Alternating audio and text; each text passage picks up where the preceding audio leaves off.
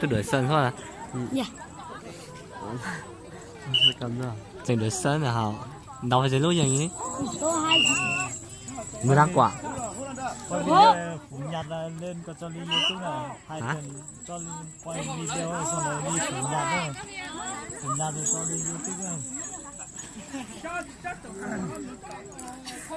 Nó tại vì quay bên đá hát hả?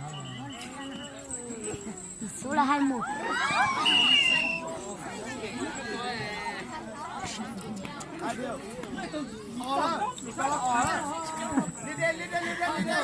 Hai Quay khẩn chỗ. hai điều.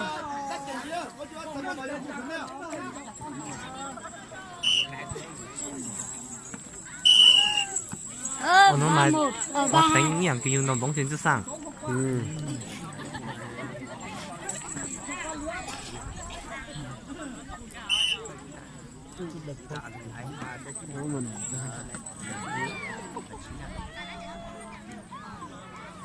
nhầm bò Nhẹ đấy nó giờ.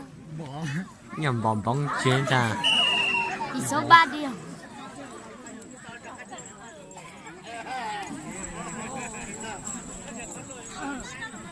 Điên. Lạnh. Tăng số lại. Ui ui.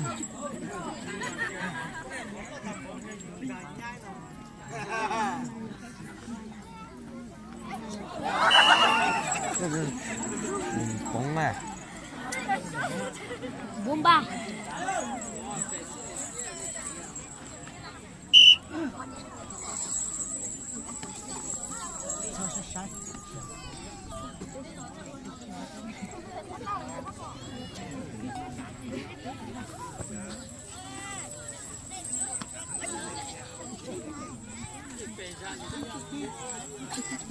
gió bay xuống đó.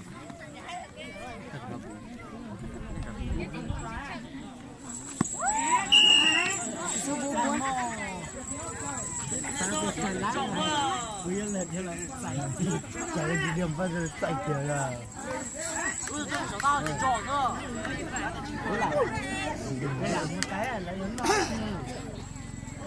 thì là mới nhá thì mình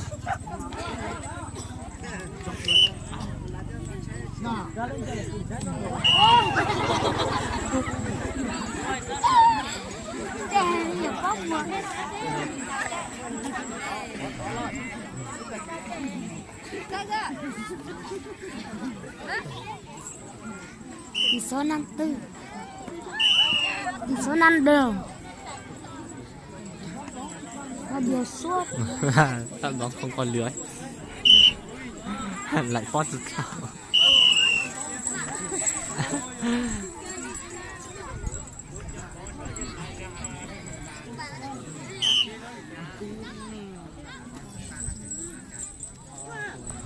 Nó sủa lạnh chặt rồi cho lò đấy. Càng Cháo này.